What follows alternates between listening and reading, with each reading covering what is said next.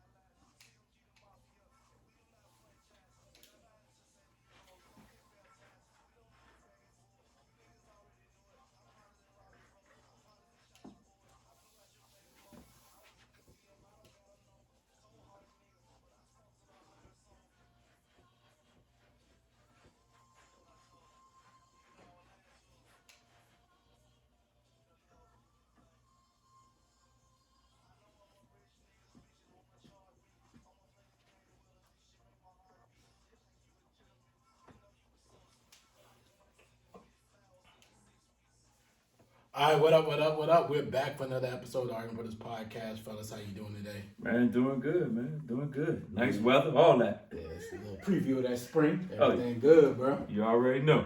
Yeah, I can't wait, bro. Spring can't come fast enough. It's supposed to snow tomorrow, man. Man, you know, it's up and down. It's up and down. It's supposed to snow. I mean, I don't know about up and down. It's supposed to snow. Yeah, it's supposed to get a few. It's not nothing extra. It's not nothing. What's up, big dog?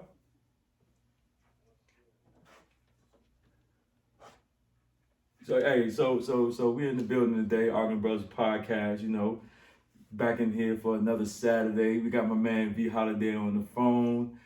Hey man, there's a lot going on in sports today, and we just here to get your opinion on a couple of things that we going through right now. Hey V, give us 1 second, man. We about to bring you in real quick. All right.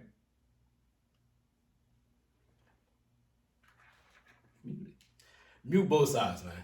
Mute both sides. How? You're supposed to be able to mute both sides, bro. I can't. That's that Android. I don't know what it is.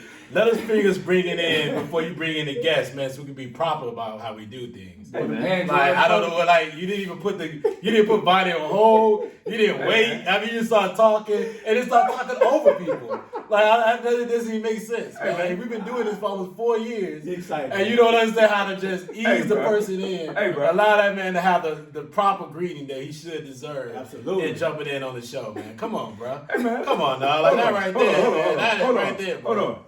Hey, That right there, man. You lost with that one. Relax. No, relax. You made a proper mistake right there. That boy, Relax. fool. Yeah, We'll call it what it is. Is it? No, I'm literally like, what? Like, you couldn't just say, hey, man, yo. Man, come on. Let's go then. Relax. Man. Let's Come move on, it. man. Shaq Come on. the fool. Come on. Well, All right, so now let's we're go. going to do this properly, man. We bring a friend back to the show. He's been on the show before, man, and he's one of Donovan's closest. Man, can you say Donovan, man? It doesn't matter. Donovan. You should be called Finn today before that, what you just did. Donovan. One of these closest friends, man. So welcome to the show, Vonnie Holliday, man. We love having you on. Welcome in the building. V, you still there? V. See, these dudes on the show. Man, listen, I had to clean it up, man. That right there. V, man, we sorry. The man got you plugged in already, and I'm like, bro, you gotta let us get the green then. Yeah. You know what I mean? Do it the proper way, the right way, the arguableist way. He's just doing some whatever. Man, we gotta treat our guests better than this, dog. Absolutely. Keep it professional.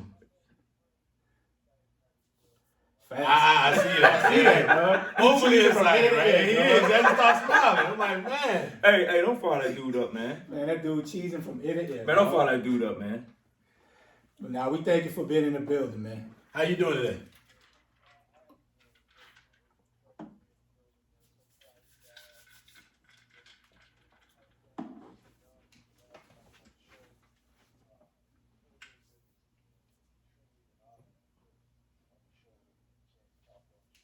I We appreciate it, man. We just No try doubt. to stay busy.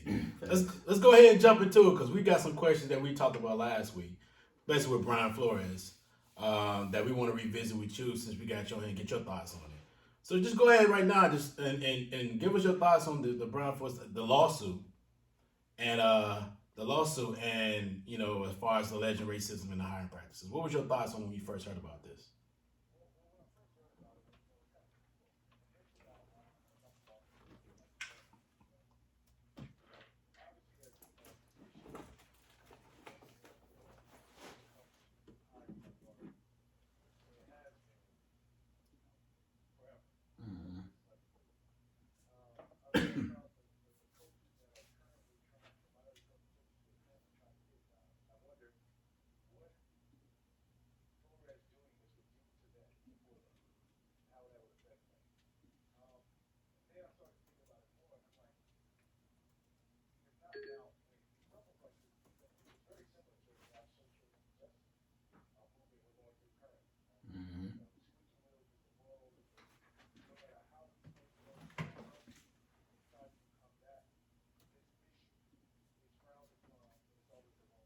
Right.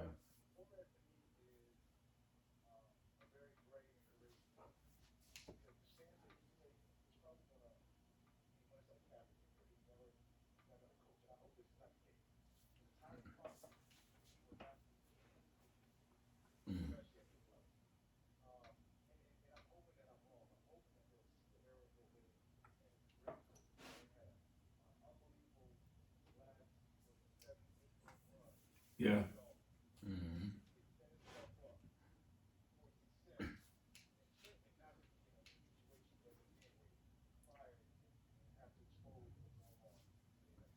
Yeah. Do you think? Go ahead, man. Now, you think that Belichick text that he had kind of put him over the hump to kind of spark him to do the lawsuit?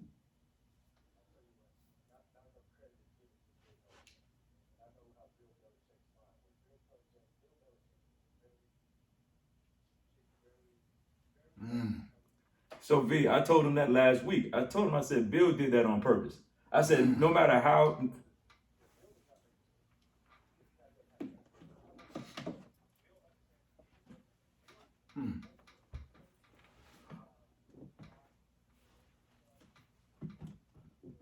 Wow. So yeah, so we was talking about that last week, and I said, and I was telling him, I said, Bill did that on purpose. I said, Bill knows this guy. He's been working with Flores for all these years. He knows this guy's number. You know what I'm saying? He knows his phone number. He's not going to make that kind of mistake knowing what's going on in the NFL at the time. So that's what I said. I said, nah, I said, Bill did that strategically. Wow.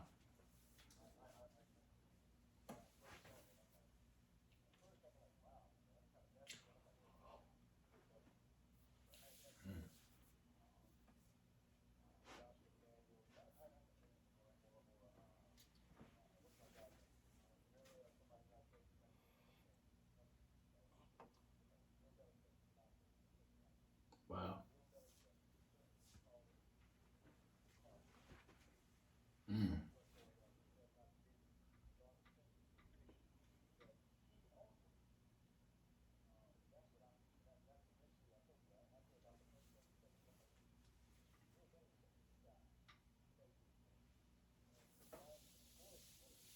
Yeah.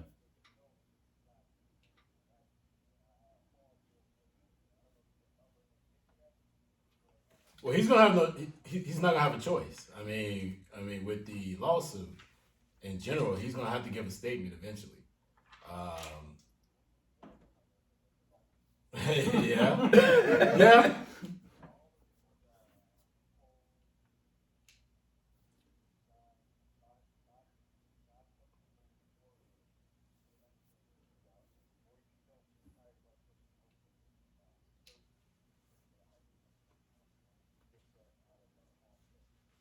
True, true. So you mentioned, you said that Brian may not have a coach again.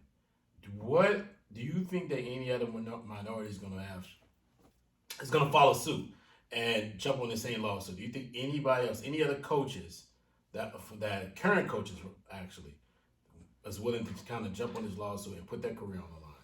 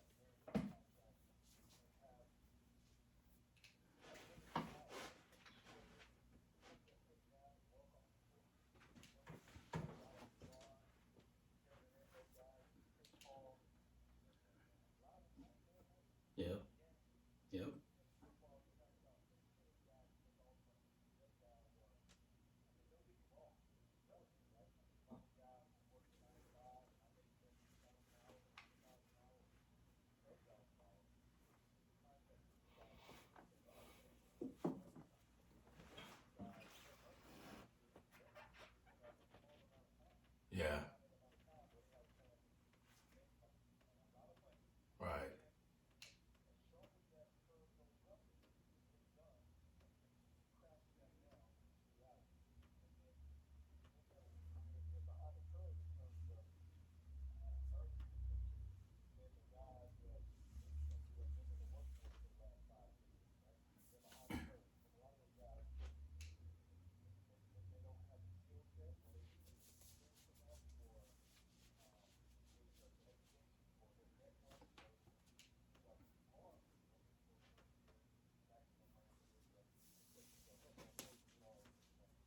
Yeah.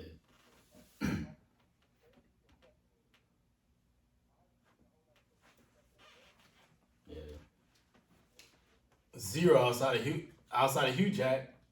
Outside of Hugh Jack is zero.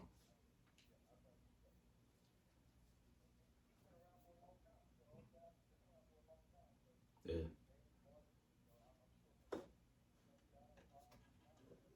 No, we don't need him to go. No, he got another job. He's at He's at Grambling. We need him Grambling to now, stay so at he- Grambling State University He's forever. looking at it like, I'm already at Grambling, so what I got to lose? I'm good. Yeah.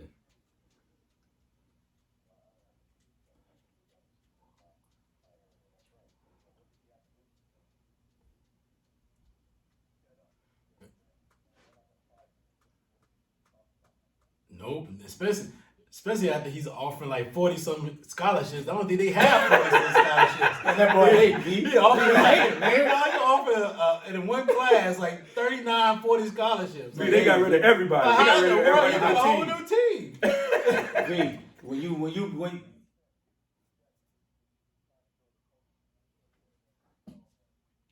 ain't got nothing.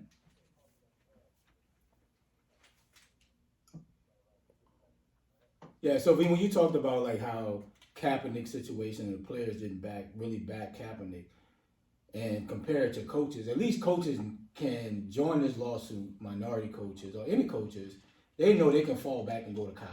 Mm-hmm. And the way the money that these college universities are throwing away throwing to these coaches, I think the coaches in the NFL should join the lawsuit, right? They know what's right from wrong, right? But whereas the players with Kaepernick, the NFL is the pinnacle, right? If you join that, you're a blackball forever. It's no going backwards, right? But these coaches should step up, bro. They know what's right from wrong, bro, at the end of the day. And then this Texans hire with Lovey. That was crazy. Bro, that's a token hire, dog. I think, this is what I think. This is what I have an issue with the Texans hire. Lovey was on the staff the year before, so why did you hire Cully? Bro, You could have went ahead and hired Lovey from They the was start. not going to give Lovey that job. And I think Flores would have got that job, dog, if it wasn't for this lawsuit.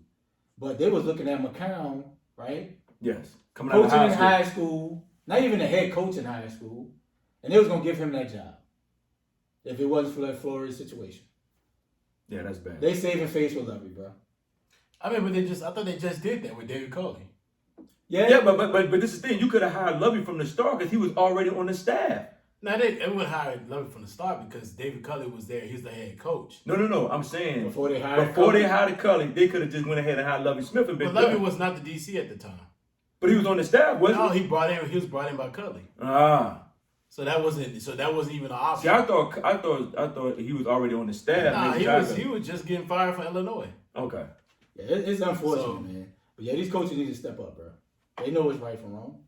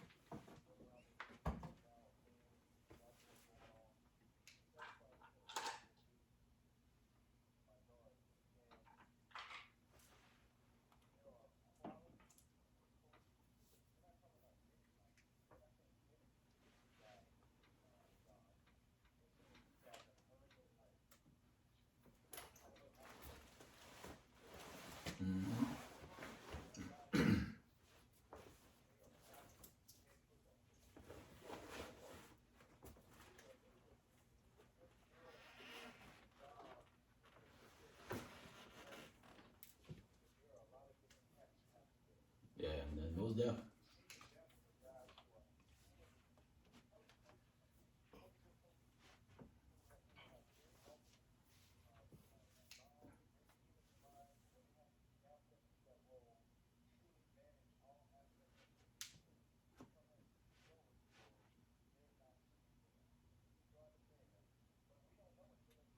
Yeah.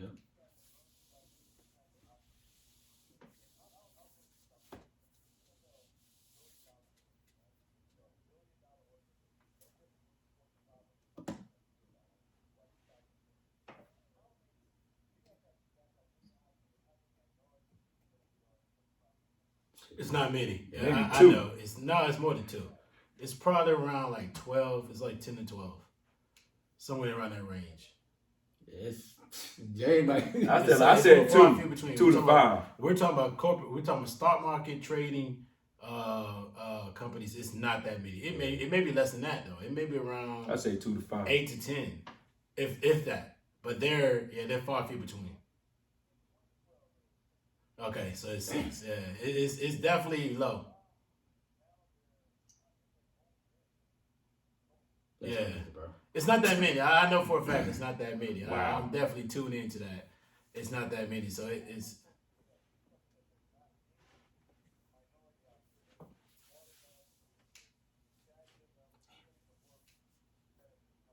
Yeah. It's the opportunities they want to provide, man. Yeah.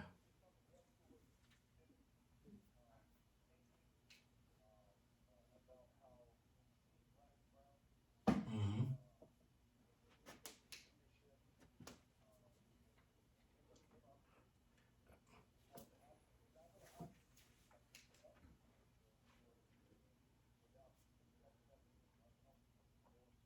So let me ask you this. Let me ask you this, and it's kind of like one of our other questions we had. Eric Bieniemy, why do you think he has not received at least an offer yet for a position, for a head coaching position? He's interviewed all across the NFL at this point. It's been 2, maybe 3 years of interviewing, going through the interviewing process. Why do you feel like at this juncture of his career, he still has not had the opportunity to be a head coach in the NFL?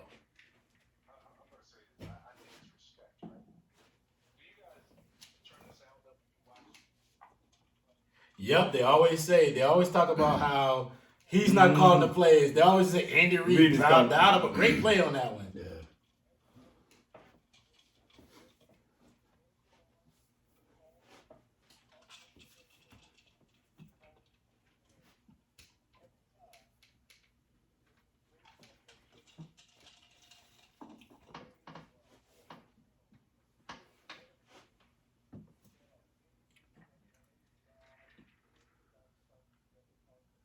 Yeah. Yeah.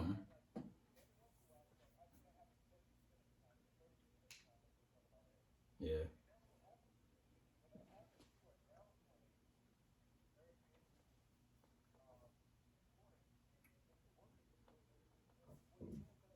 Yeah, it's the narrative. Mm-hmm. Yeah, it's the narrative. They've already painted the narrative already out there. Who, Brady? Oh, Troy Aikman. Troy Aikman. It's Troy Aikman does it. Chris McCaffrey. Chris Collinsworth. Yeah. He does it like they paint the narrative that he's not calling the plays when you say, "Oh, this is a great play from Andy Reid." I'm like, no, like Eric Bieniemy may be the one to design that play. He may be one of this kind. He's not called from a sheet that Andy's giving to him. Yeah. Like, I'm pretty sure Andy Reid has some input, but it's not to a level of that. It's not to the level where he's not calling the game. I mean, to the level that he is calling the game. It's to the level where Eric Bieniemy's calling the game. So we 100% agree with you. And yeah, look, you don't hear him talk about that with Leftwich. No, you don't.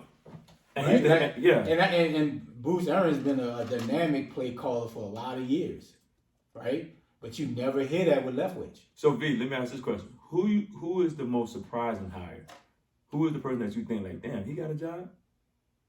Like that guy that's been hired so far.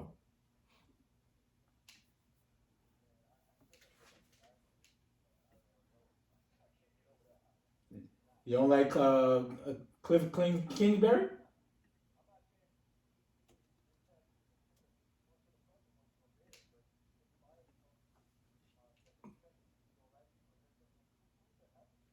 Yeah. And he didn't win with Mahomes. And he never won with Mahomes at Texas Tech. So what do you think about Josh McDaniels going to the Raiders, where the team as a whole wanted Versace to stay, but the owner's like, nah, you know, you did good for me for this season. You know, I'm gonna let you go.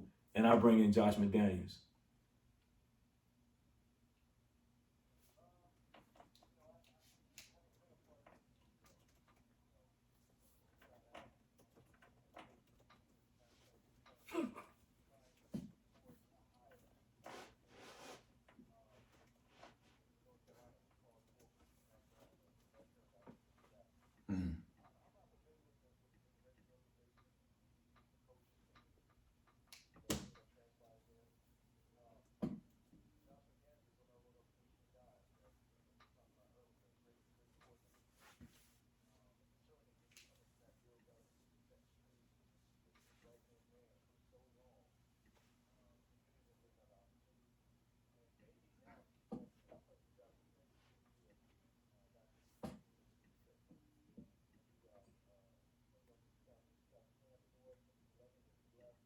And went to Denver.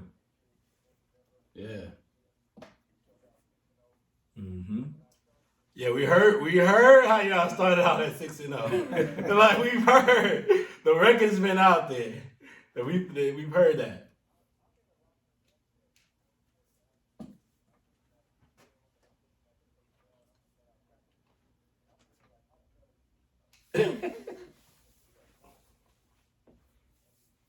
Yeah.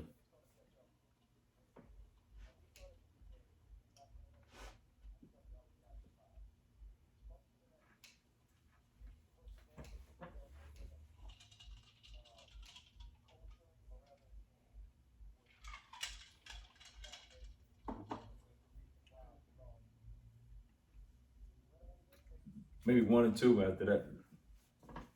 I think I won like 1 or 2 more games. Yeah.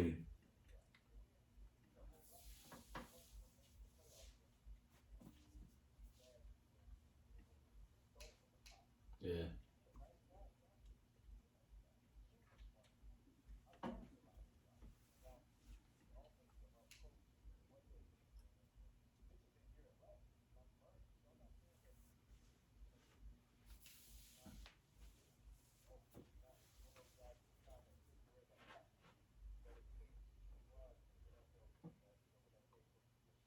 Yeah. Yeah.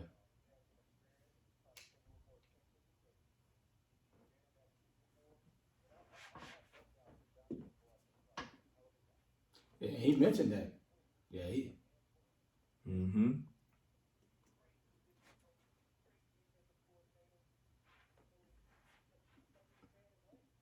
Yeah.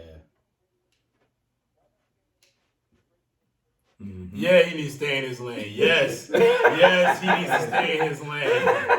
Yes, Nah, he Atlanta fan. I'm a Falcon fan, and I was in Houston while the Super Bowl was going on, and we were ready to celebrate. So yes, he needs to stay in his lane.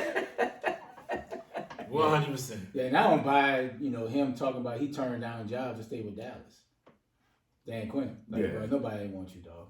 Yeah. No, I think people want him, but I mean, at the same time, I mean, with his coming from where he just came from, I think Dan Quinn would be great if he's just the head coach. He doesn't need to pick the talent, and that's where I think where he eliminate us as we move forward in life. Was he's the one he was the president at the same time the head coach, Too much responsibility. and the responsibility of him picking the talent was just not good. And then I mean, I think he was passing out to Thomas. What's his name? Thomas Dimitrov. Yeah. Dimitrov. Yeah, Dimitrov. Yeah. And Thomas, I mean, just didn't do a good job of selecting the type of talent I guess he wanted or needed. So if he's not the one picking the talent, as you see at Dallas, he can put the players in the right position. Yeah. Yeah. So I wasn't upset about that, but I mean, just don't be the president of the personnel anymore. So V, so tomorrow, what you think about tomorrow's game? Whoa, no, we're not there yet, man. Oh, okay, my bad. Like, listen, man, That boy excited. Bro, like, I don't know if I'm you're just just super saying. excited. You're just like all Right, around. I thought we- relax, hey, He know that he'll never jump in like this. Hey, bro. listen, bro. Vonnie, Listen, bro. literally, we have a list of topics Bro. to go down. Hey. And literally, he doesn't even have it up. So I I don't don't know know. how does he go from transitioning from one place to another. I'll run this. Relax, big dog. Relax, me, bro.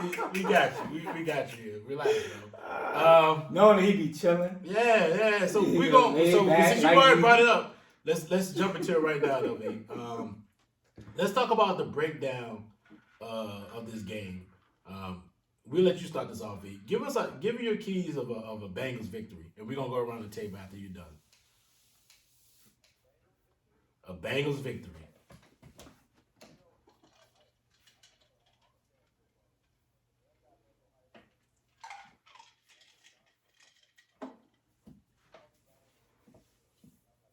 He never believe her. Not on Joe Burrow.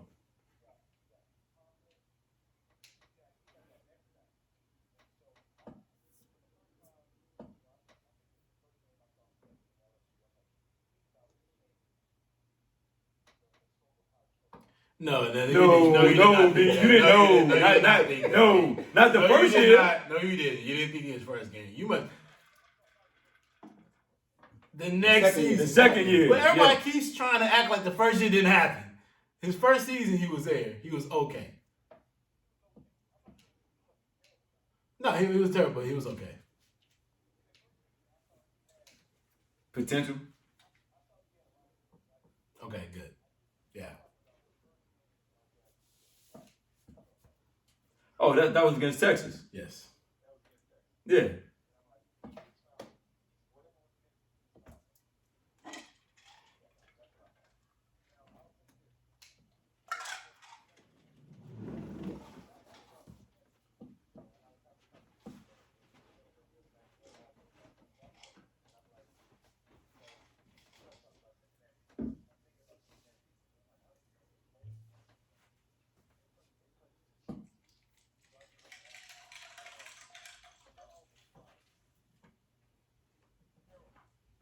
Boy, off.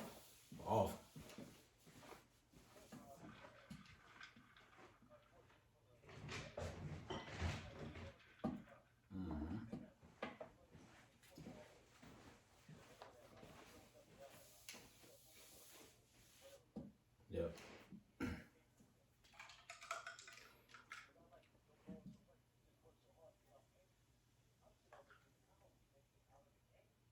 Ooh. Bruh. Oh, Debo?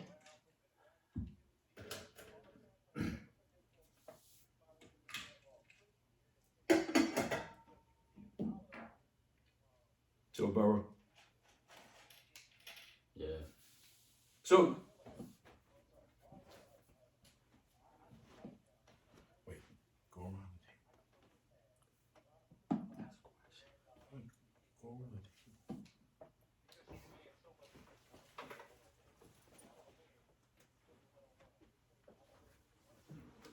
Yeah, it's gonna be tough, bro. Yeah, so I think the way they win, if like I said, if they can double team Donald and keep a tight end maybe to help on Von Miller's side, and if you can live with Floyd beating you 1-on-1, you live with that, right? But for me, like you said, you got to move Chase around. So I don't know if Raheem Morris is gonna put Jalen on Chase 1-on-1, or they're gonna run it where they put Jalen on T. Higgins. We're not recording right now. Hold on, V. Something you got error.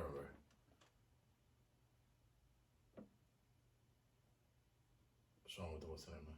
I don't know. Why did it stop? What do you think I know? I don't know. I'm literally saying What is it saying? Saying there's an error. So just hit record maybe? 'Cause it should have saved. Where are we doing it? So pull the recording off right now, and then we'll pull up. Just have to have two recordings. Yeah, you just got to match. Yeah, just pull the recording now. Now We need pull. the recording, the current recording, what we have right now. Nah, bro. Raymond the technicals is playing. He over there. Nah, bro. I blame James. He ain't got everything recording right over Nah, there. don't. We've been calling for 4 years. I don't know why it stopped, though. I don't know why it stopped. Yeah, but pull the recording that we have right now, and then we'll have to reset this thing and then record the rest of it. Yeah, I don't know why it stopped. You got bad internet. Nah, dog. I pay enough for it. It better be right. And so you're saying it's busy right now. Just go transfer it. Transfer what we have right now so that we don't lose it, and then we can pull the rest of it. Because I don't even know where it stopped at. Yeah, because it's not even on here. I don't know where it stop that. Yeah, like I said, when I'm looking at now, what's on there? What's on there? Only thing left is 33. Like 34, even like there's no other recording on here. All right, so.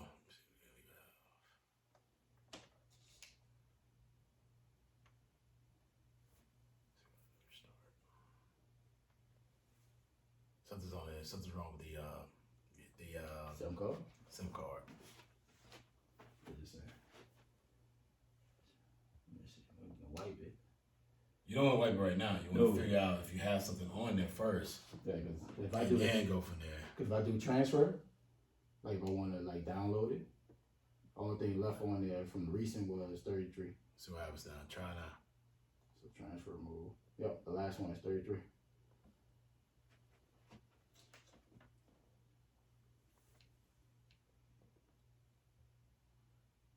Capacity. So you got 7 hours left. She's gonna have to reset it. It's recording right now, so. Yeah, let's see. We'll just pick it up where we at it at. We were talking about the keys to the breakdown to the game.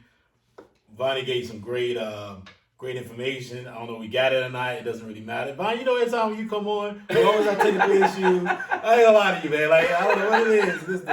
If this is the what's the name? I forgot what they called it. I don't know what it is, but every time, it must mean you need to be in here in person or something. That's probably what it means. Catch that jet, man. Yeah, but Ray was giving his thoughts. Ray, go ahead and some of your thoughts, man. Yeah, so I think the key to the Bengals, if they can double team Donald and put the tight end, always keep a chip on Von Miller, right? And you make Leonard Floyd beat you one-on-one. Like, that has to be the key, because like I said, they can't block these boys one-on-one. We know that. Then I want to see what Raheem Morris is going to do with Chase. Chase has proven he going to go off if you leave him one-on-one. And if Raheem Morris think he can win that battle in the secondary where he allowed Jalen Ramsey to roam, where he's in the slot sometime, maybe on the outside, and not check Chase, I think that could be the benefit for the Bengals. Because now Chase can roam around, he can get off. That's going to be the key matchup for me, what Raheem Morris is going to do. But I think for the Cincinnati Bengals, if they can block up front, they got an opportunity to make plays on the outside, because we know the Rams' defense secondary-wise is not good. No, you just pulled Eric Weddle off the street almost a month ago for him to play. So that's be the key. They got to protect the up front, and I think Joe Burrow can make enough plays. I think the biggest key is T. Higgins. Okay. Because they're going to take away Chase. They're going to have to take away Chase. If they don't take away Chase, it's going to be an all free fall. And like you say, Ramsey hasn't been playing well all playoffs. I mean, we can say how great of a cornerback he's been, all blah blah blah. He has not had a great playoffs. And I know he want to check him one-on-one, but do we really trust Ramsey to stop this kid one-on-one? No. Let's just call it what it is. But he couldn't stop Mike Evans, and this kid is better than Mike Evans. Let's just call it what it is. So at the end of the day, I just think that T. Higgins is the key for the Bengals to win this game. He's going to have to catch key passes. He's going to have to win his one-on-one matches. And if he can do that and the offensive line can block them, then it's going to bode well for them. But T. Higgins and Boyd and the tight end himself, who's coming back off the little sprain knee, I think Uzamara, whatever his name is. Uzma. They're going to be the keys. But T. Higgins is going to have to win his one-on-one matchups just to get them. And mixing. He's going to have to be able to block up front, help them out in max protection. But he also going to have to do a good job in the passing game to free up some of that pressure.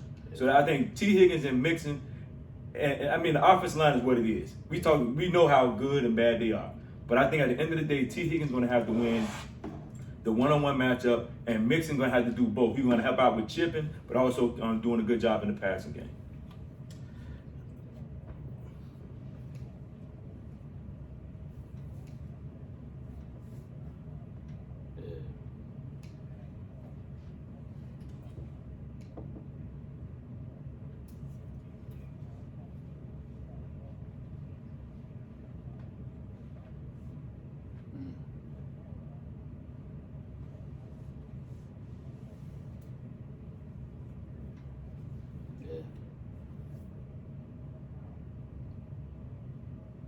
That's what I was gonna echo on right there, or even just say, I think Joe Mixon is gonna be huge. Joe Mixon, and was it P. Ryan? Both of the former Oklahoma Sooner running backs, they're gonna play a huge part in the game. And the O line, you want to run the ball because you want to get the O line going early. You want to have success at running the ball so that they're being aggressive and they can kind of dominate that line. Here's the thing. I mean, we've seen the Rams get pushed around when it comes to the running game. They're not one of those teams that likes to get really physical when it comes to the trenches. They like to go after the quarterback, and they're built for that. And as great as Aaron Donald is, and he's a great player, I think he's a little undersized when it comes to when they get into the running game. He's just not going to stop up and plug up that run game very easily, or even just their team in general. I mean, that's why you bring in a guy Robinson that used to play at Alabama and play the Detroit Lions, and you have other players out there. Leonard Floyd is a little undersized too, and so I think the running game for the Bengals is going to be humongous. They definitely got to run the ball. If they don't get at least 100 to 150 yards rushing, I don't think they can be able to compete because you just can't with that O line and with that type of D line presence. If they can pin their ears back and just go after the quarterback, go after Joe Burrow. It's gonna be a long night. It's gonna be worse than Tennessee Titans because even though their secondary may not be as strong, they have playmakers back there. And if you go and ask Kyler Murray, he'll tell you they have playmakers back there. Guys who can go get the ball, the ball hogs, they'll go out there, pick it off, and run it back for a touchdown or whatever else. So I agree with everybody else, but I think the run game, I'm like Vonnie, the run game is huge. Huge. It's going to be a big impact for them to win. If they don't run the ball well, they're not success running the ball, it may be a long night. All right, Vonnie, so I'm going to let you start this off. What is the keys for the Rams winning this game?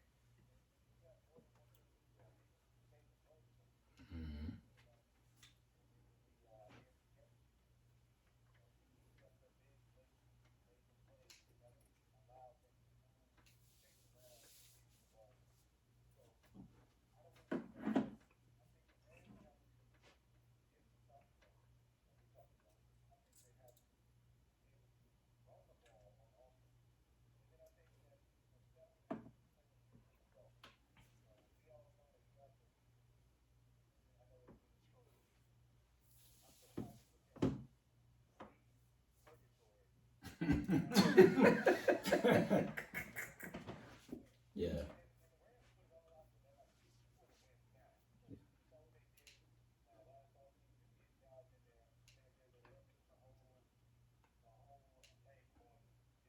Yep.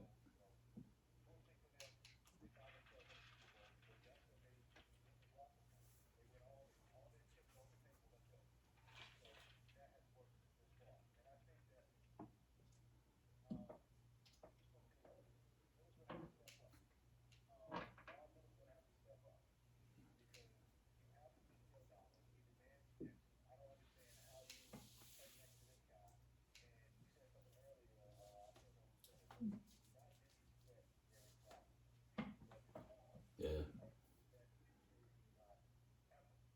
Yeah.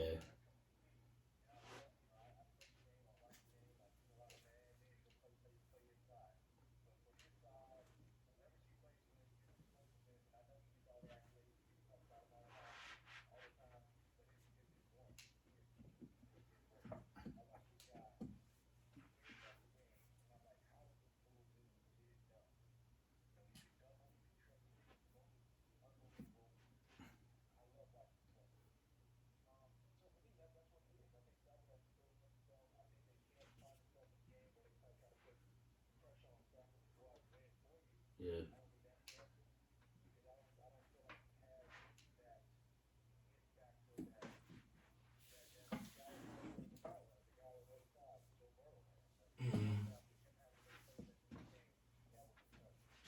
Okay.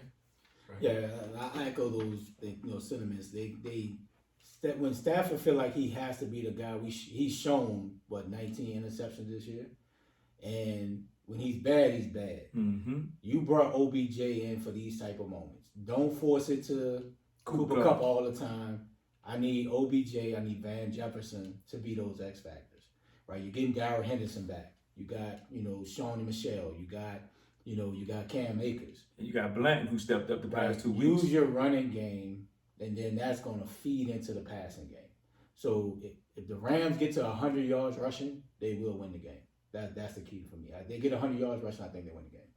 I think the key for me is Sean McVay. It's pressure on him. Because you can look at the 49ers game where he challenged a call where you're about to get the ball back and somebody else there's telling you that this guy's, he done fumbled the ball, but the guy's clearly down. I think his decision making, if the game is close, he got to make better decisions. And he got to understand that, dude, you just don't be blowing timeout just to be blowing them. Yeah. I think OBJ is ready. I think Stafford mentally ready. I think this is what he's been looking for in Detroit, but he got it in LA. And I think that Sean McVay is the key to them winning. If he can get the right thing going for us on offense and not panic. That's the key thing with him, not panic. Because we have seen when he panics, he does crazy things on the sideline and the team just go out of whack. Yeah. I mean, and that's just what happens. So I think my key to the win is Sean McVay keeping his composure, making the right decisions at the right time, and getting his victory.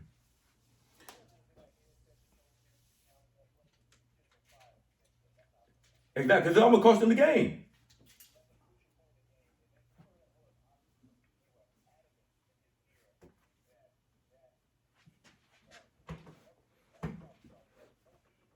Yeah.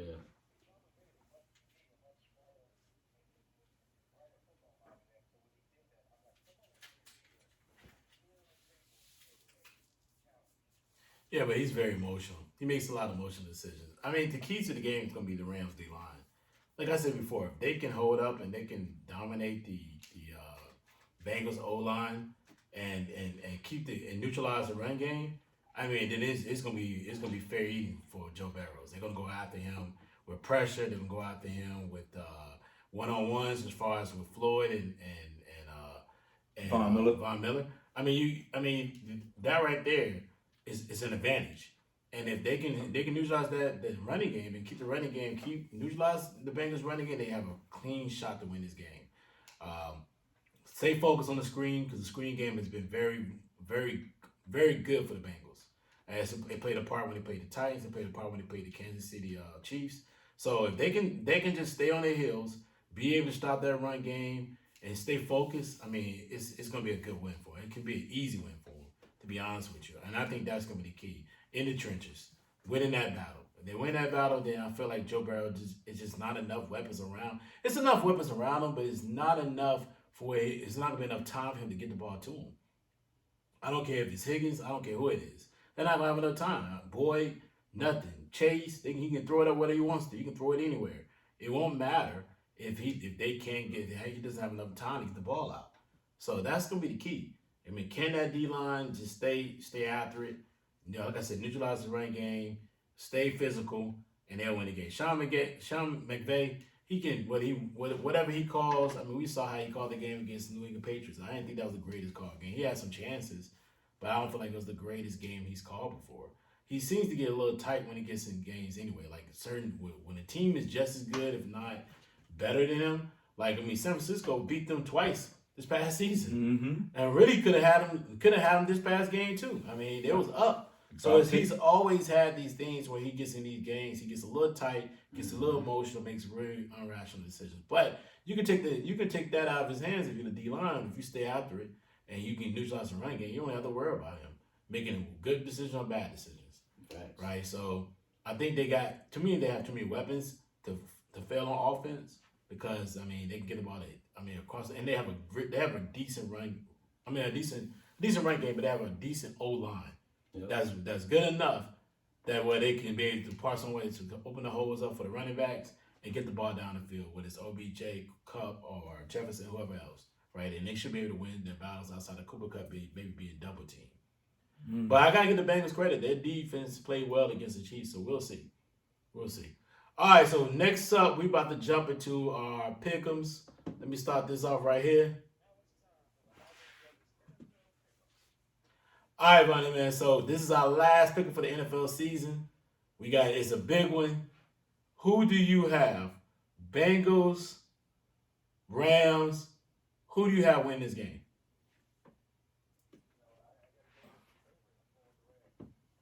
Okay.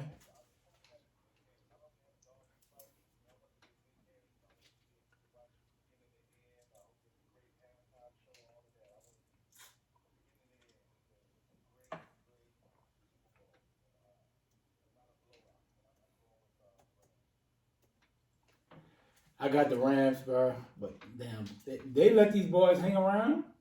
Man, those Bengals have shown, bro, they can have it. But like I said, I think that D-line, they brought Von Miller in for a reason. I got the Rams. I'm going to go with a score of 31-23. Rams 31-23. Okay. Yeah. I'm going with the Rams too. We can't all pick the Rams. Every time we do that, bro, it go wrong. Hey, well, I'm going with the Rams, 34-24. Yeah, I've been thinking about this the entire time. I try to convince myself not to pick the Rams because of the fact that I just feel like, man, like you gotta give the Bengals a chance. But I just don't see. I saw this last year when you have an O line that's very weak and a D line is strong. We saw this last year with Tampa Bay and Kansas City. Mm-hmm. The same issues they had. They just had real major issues dealing with that line presence. Yeah. So I feel like it's gonna be it'll be a close game at the start, but I think they'll pull away in the second half. Rams 36, Bengals 13. Wow, 13? That's They're it? not scoring at all? It was 13 because they scored, right? Woo. 36-13. I just don't see. Woo. They haven't really been scoring a lot of points anyway. I mean, outside the Chiefs game, I mean, even the Titans game, They only it scored was 19. 19-16, and a lot of that was because of turnovers. Yeah. And then in the Chiefs game, they were down 21-3, and if Mahomes don't throw it to The D-lineman. the Cheetah, no, if you don't throw the Cheetah at the end of the second quarter, in the last play of the half, he just would throw it away and got that field goal. I don't think they were gonna come back. I think that's what helped them. Yeah. They felt like, hey, listen, they made a mistake. Here we go. But I honestly, I just feel like, I just don't see where they can. I really don't see. I think it's gonna be one of those games they're gonna pull away. I really do. I really do, man. 13 points. Yeah, Woo. for real. Yeah. Go ahead, give you a Go score. ahead. Give you a score, B. Woo. The boys don't score at all. He clutch. So he gonna kick 4 field goals? I mean, if you really think about it, he's been the offense. Yeah. He has been the exact. He's been all they really had. I mean, both games, he's been amazing, he's been clutch, but he's been their offense. They haven't really been like. I know we all feel like, oh man, like they can explode. I mean, don't get me wrong, but man, in LA, the warmth, the heat. I'm taking the stadium. It's probably gonna be open. It's gonna have the ceiling open. I just don't see it. Yeah. And they said it's supposed to be really hot out there. It's 80 degrees. Yeah, it's supposed to be So really they be ice practicing right now. 80 degrees. Your body's gotta adjust. And they only been down there a week. 36-13. Ooh. That's what I got. All right, so let's jump into we'll keep Vonnie on for you. Got to go, Vonnie. V. Okay, so let's talk about the NFL awards. It's been they had the awards come out. They had their award show last week. No, that's this past week. Thursday. So give me your thoughts. The awards, we had MVP Aaron Rodgers, Jamar Chase was Rookie of the Year for Offensive Rookie of the Year, and then Defensive Rookie of the Year was Parsons, and then T.J. Watts was Defensive Player of the Year. Did you feel like that was good? That was a good list of the right people winning those awards?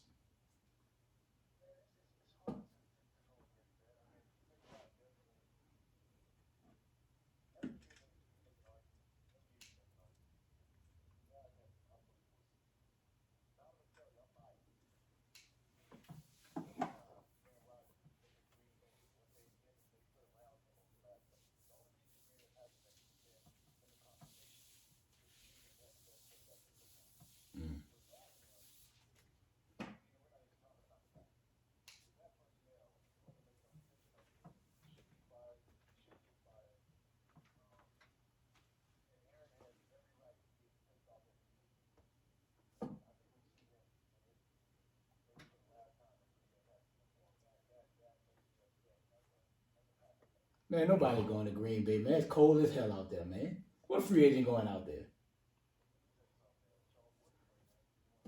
Man, Charles Woodson was 70. He's old.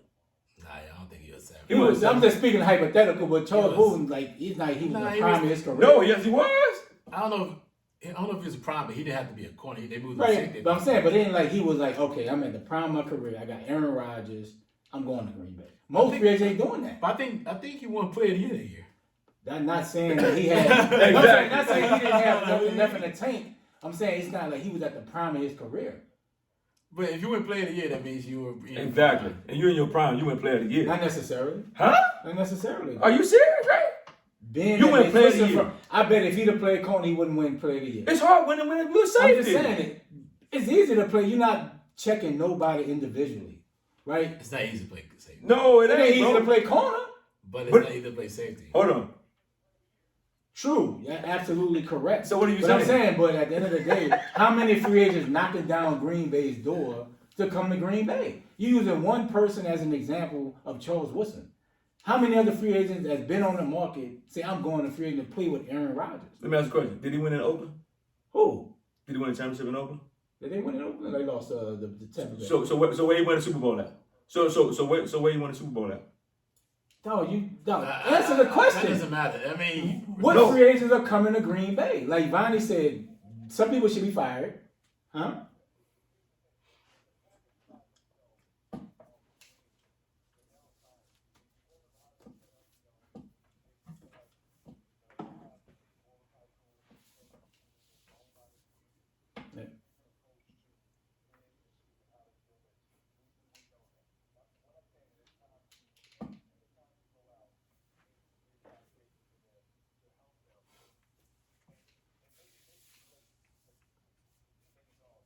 Okay.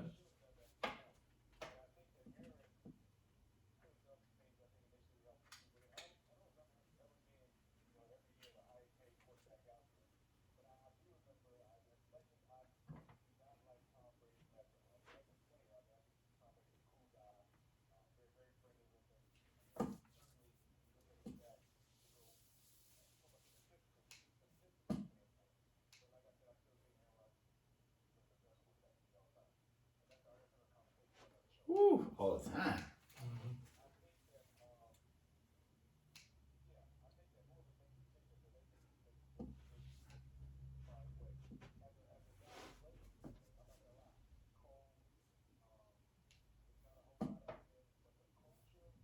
not a whole lot. It's nothing.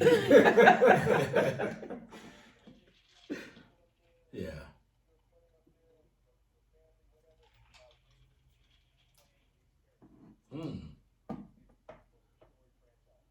Man, stop it, man. They paid you the most, man. Stop it. Man, cut it out, man. They paid you the most, man. Stop it, man. Come on, man. I can hear that. I've heard that before. That's cool. Yeah. But yeah, it's just Green Bay probably is not attractive, man. That's the only problem. What is there to do outside of just playing football?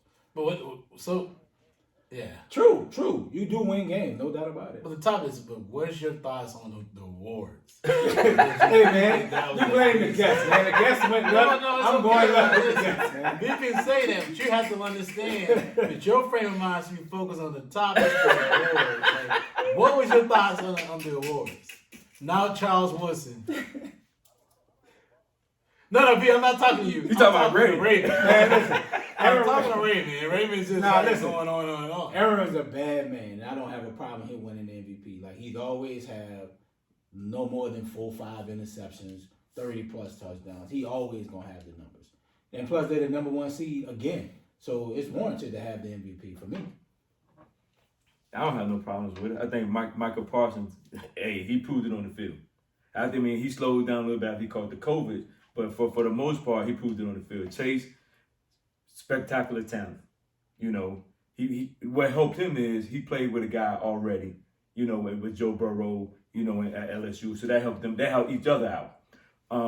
T.J. Watt proved it on the field. I mean, he has a great motor, gets to the quarterback. You know, he's the anchor of that defense out in Pittsburgh, and he did what he had to do. Aaron, I'm an Aaron fan all day. But like you said, they got to find a way, you know, to get it right in Green Bay. But all in all, I think I don't have no problems with the awards. Yeah, you can. Yeah. I think I'm with you guys. I think overall, I think it was a good selection for each award. I think every person that won their award, hey, they deserved it. They put the work in. They had pretty good teams, pretty good seasons. Coaching job that Vrabel did was great. Overall, man, I thought it was a good opportunity to show that they had some of the best players out there, or some of the best coaches doing their job. So I'm with everybody else. Let me get you this last two topics, V. Then we get you out of here. First, let me get your thoughts on the Daniel Synder allegation that's going on. Let me get your thoughts on the Daniel Synder.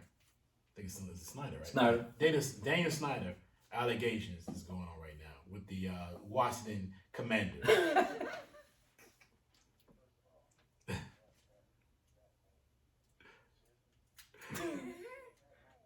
D loves it. D say he loves that name. No, you never heard me say that. Terrible. Exactly.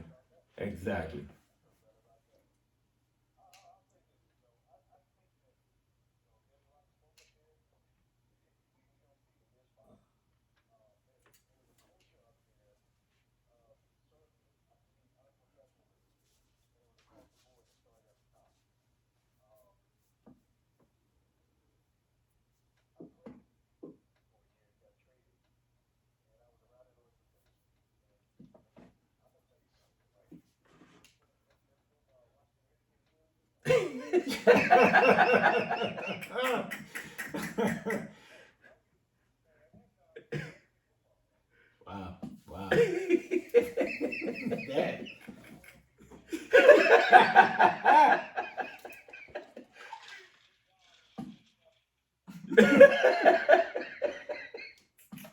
Shout out to the cheerleader selection crew.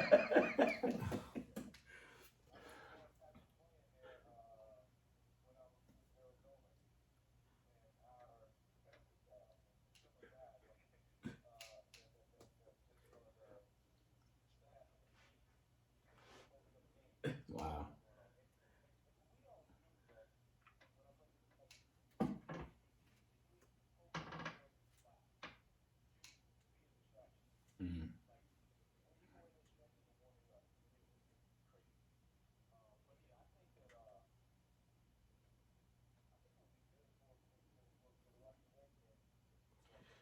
Washington Commanders.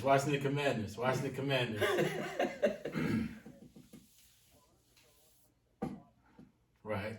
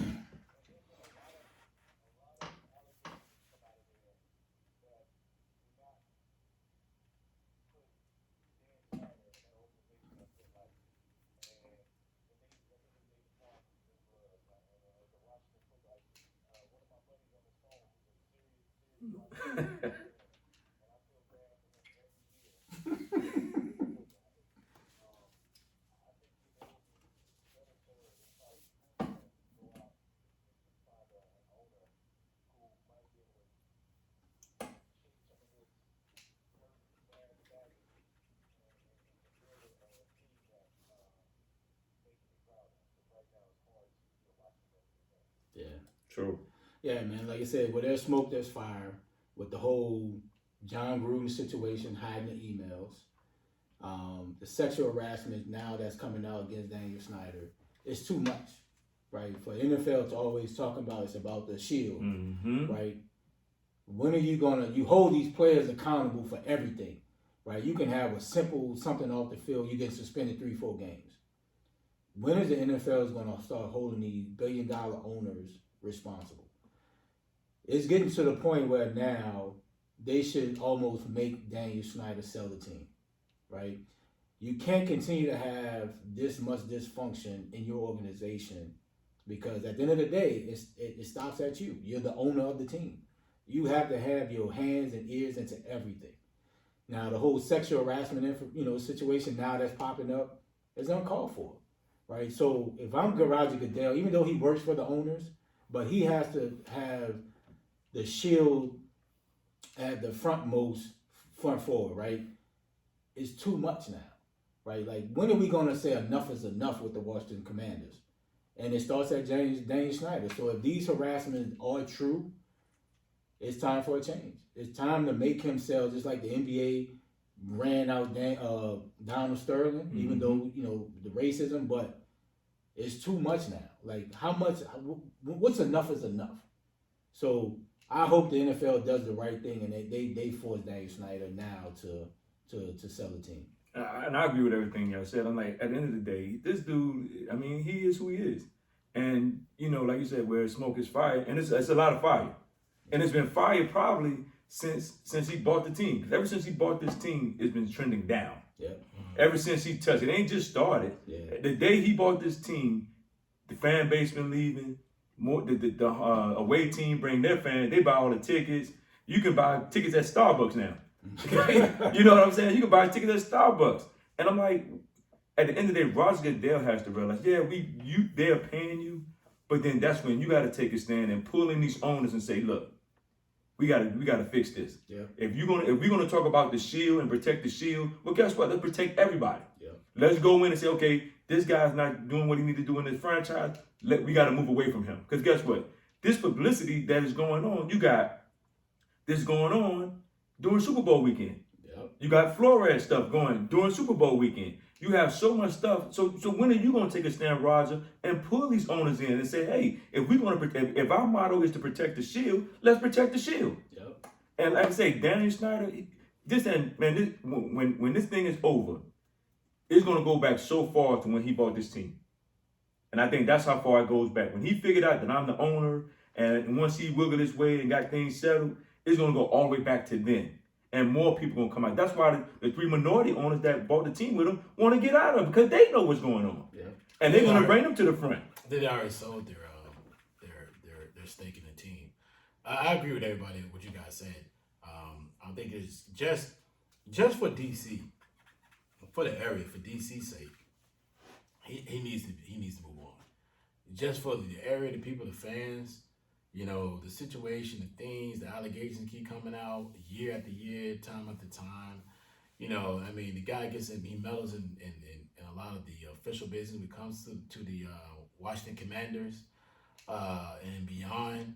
I just feel like it's time. I think he just has not been a positive enforcement for this organization. And I think at this standpoint, it's time, just like V just said, it's time to bring somebody else in, somebody new, bring some of his owners, maybe a little younger, maybe a minority owner, somebody nature, minority, something like that. But, I think it's time for him just to, step down, move on, sell the team. You're going to get your billions. You'll be fine.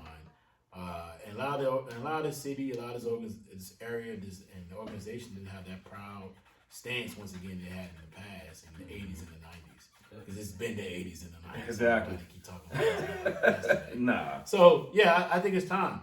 But, before I get you out of here, give me your thoughts on this.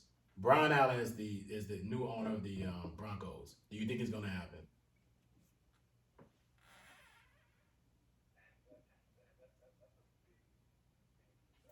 Yeah.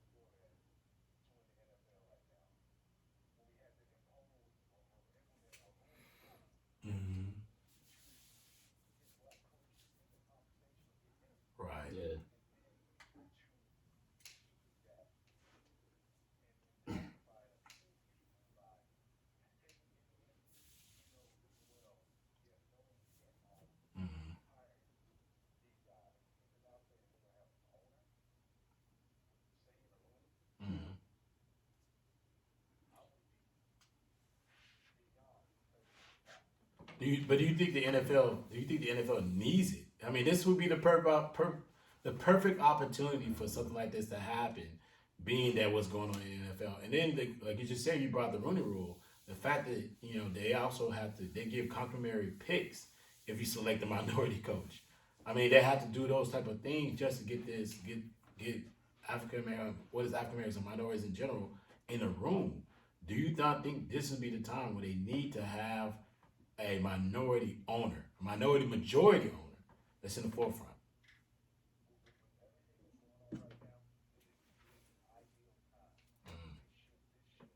Yeah.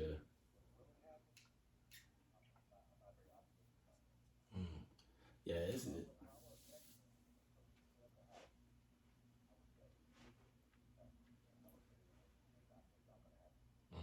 Okay. Yeah, I definitely agree, man. It'd be great to happen, but it's the good old boy network, and it's just kind of one of those situations. Unless he just offer like way more than his worth, just to get that. That's the only way I see it happen. But other than that, man, it's gonna be tough. Honestly, I mean, it'd be great to happen. Him or either the other billionaire guy, Robert Smith, right? He'll be a good candidate as well. Hope they get together. It's a lot of money. It's a lot of money, dog. It's a lot of money. It's a lot of money.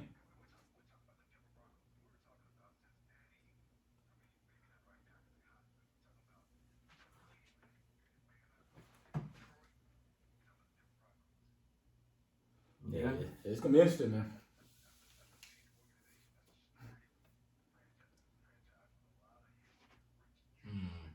Yep, coming off bowling. Yep, coming off. Hey, man, listen, don't try to make it seem like my Falcons broke. Now. They ain't broke. Don't be trying to play us. Like, you know what I mean? Arthur Blanks, he got that money. The Don got money.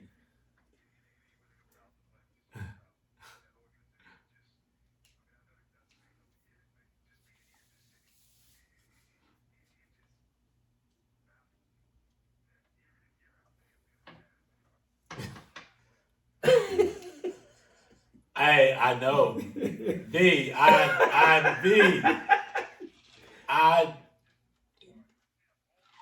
They should win all the time. Atlanta's like a LA. Atlanta's like a New York. Atlanta's like, and then it's warmer than some of the other climates. So, I mean, you would think it's like a Miami. Yeah. Listen. That's another conversation another time. Go ahead. Yeah, I'll be surprised if the dude get the ownership, but I do think that the NFL, like you said earlier, that this would be a great stand, and it's time for a shakeup. I mean, the NFL needs a shakeup. I mean, you've been running through the same, practices, same system for all these years. It's time for something new, and I think Goodell, whatever he got to do, I think he would be applauded for this. Yeah. He would be applauded for that. Now, you might dislike him and hate him or whatever at the end of the day, but if he was to get this to happen, or if, these guys were able to own this team, and like you say, it's Denver, so you know how Denver rolls out there. But I do think this will lighten up a lot of the stuff that goes on with the NFL if this guy was able to get ownership and have a voice at the table. And I'm not talking about the table where everybody's in the kitchen. I'm talking about the table behind the table, where all the decisions are made. Yeah.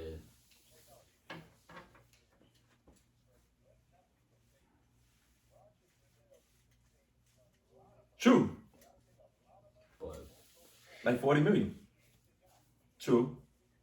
Mm-hmm. Owners. True. Yeah, powerful True. Owners. Yeah, True. owners teams. And it's really like 3 or 4 key ones. Jerry Kraft. Blanche. Yeah. And decision makers, absolutely.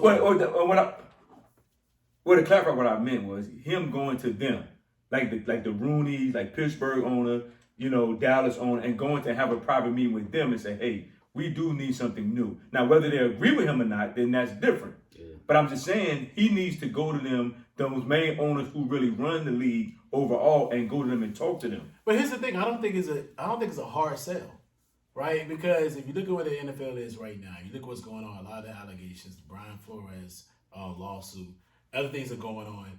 If let's say if Denver Broncos don't sell the team to Brian Allen, hey, listen, I think they're gonna force Daniel Synder out. True. To sell. True. And just like they forced the owner of the Panthers, the ex-owner of the Panthers. Yep. So when all the allegations came out that he had such a racist environment. Mm-hmm. So I think it's going to happen because the NFL is like, oh, we're going to take over the investigation. Well, we'll see what's going to happen out of this. And if it happens the way it should happen, I feel like that would be Brian Allen would be great in DC. True.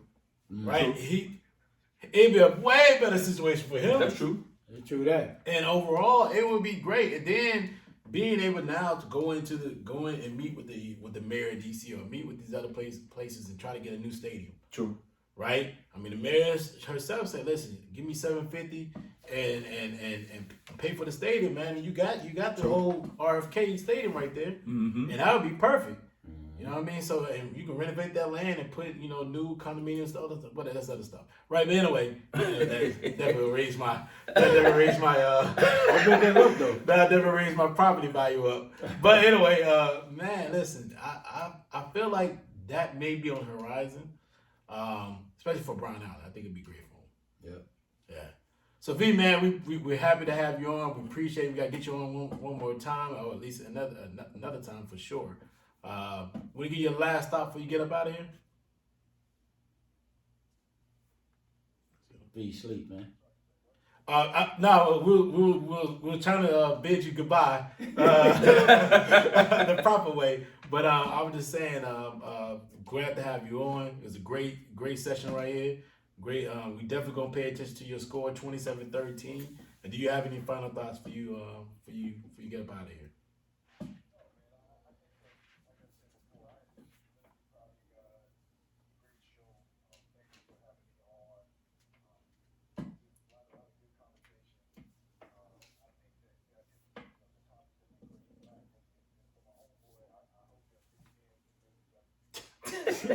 The Commanders. We gotta be politically correct. We're politically correct show. The Commanders.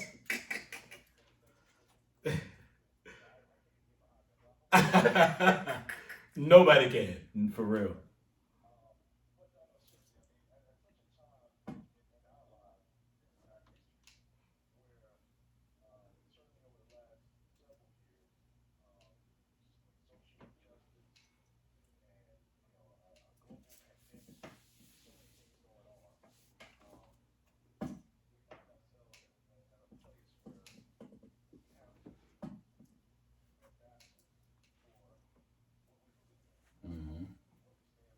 Yep.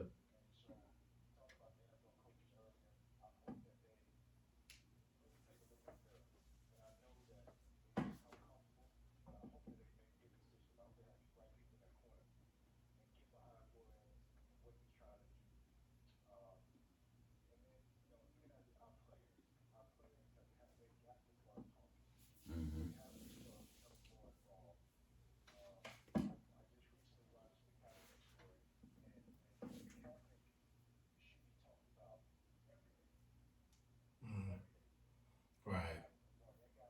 Yeah, that was a good move.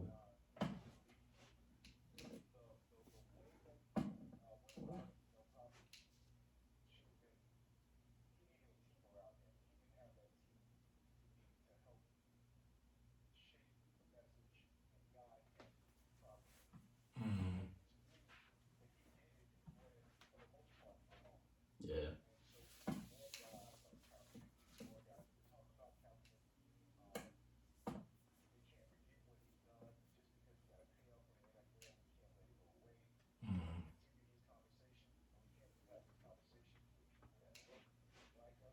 Right.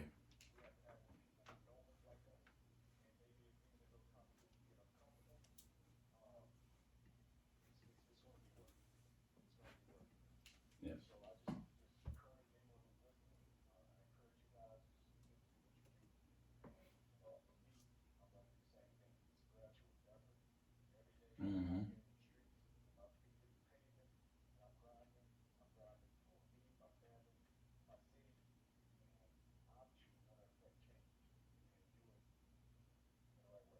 Absolutely. No doubt. Hey, Vonnie, real quick, on behalf of the show, man, we want to congratulate you. We haven't had you on in a while on your 2021 being inducted to the ACC Hall of Fame, man.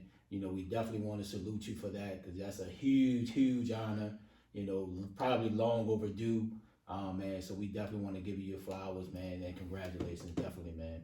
Yes, sir.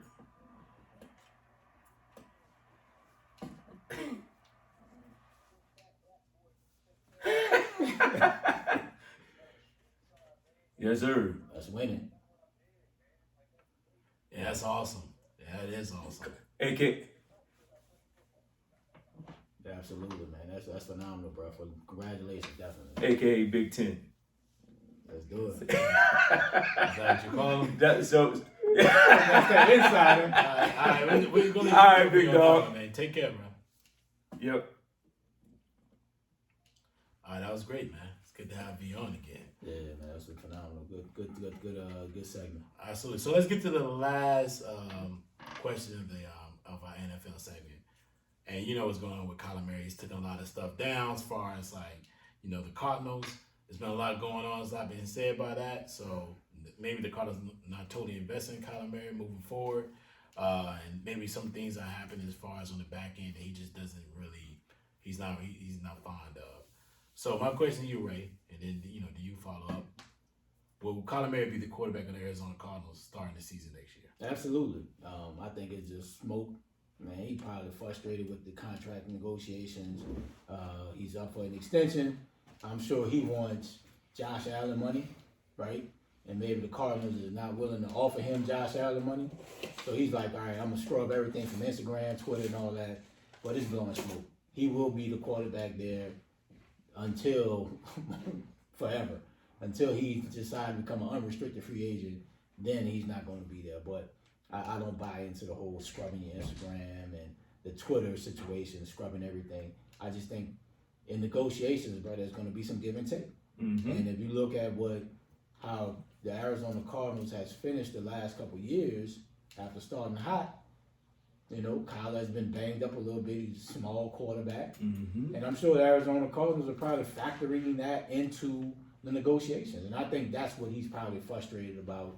He's not trying to get the Patty Mahomes, the Dak Prescott, the Josh Allen money. And I think that's why he's probably frustrated. And I feel him on that. I mean, what has Dak Prescott done? Facts. I mean, at the end of the day, hell, even with Josh Allen. Josh Allen, he got a big time contract. What has he done? He's the highest paid. And I'm looking at, and if I'm Kyler Murray, I'm looking at this like, wait a minute, I still got my team to the playoffs. We lost, but I mean, but you got to look at what happened too. Watt get hurt, D Hopkins out for the season. D Hop was big. Yeah, D Hop get hurt, and then you have a lot of things around it. Our defensive players get going down, and they struggle. I mean, at the end of the day, if we're gonna pay people, we're just gonna pay them. If you're gonna pay the quarterback, pay the quarterback. If that's what, because back in the day, everybody the same money came out of the same pool. Yeah. But now, the quarterback is gonna be the highest paid man, regardless whether he's terrible, regardless whether it is what it is, no matter whether we like it or not. And I think Kyler Murray, you know what? Honestly, I think Kyler Murray and Cliff Kingsbury is not a good mix. I think that's a lot going on too. I don't think it's a good mix. And I just think that Kyler, I done did everything I could have done. I might have played bad down the stretch, but I was injured, but I still played. But then two, the whole team got injured. Yeah. And when D Hop went down, you really saw them struggle. Yeah, because they didn't have a lot of people to step up. We thought AJ Green was gonna be that guy, but AJ Green is more of a second and third receiver. He's not that number one guy anymore like he used to be in Cincinnati. Yeah. So, and I just think Kyler feel like, hey man, listen, all these other dudes getting paid, I need to get paid too. And it's time. I mean, he's a dynamic quarterback, bro. He's just small. Yeah, that's what it is. It just kind of, you knew that when he drafted number one. Exactly. He ain't gonna grow overnight. Exactly. And I think that he's just probably frustrated with the contract negotiations, and he's probably not getting offered the type of money Josh Allen is. Exactly. And I think that's why he's probably frustrated. And I don't think Cliff Kingsbury that great of a coach either.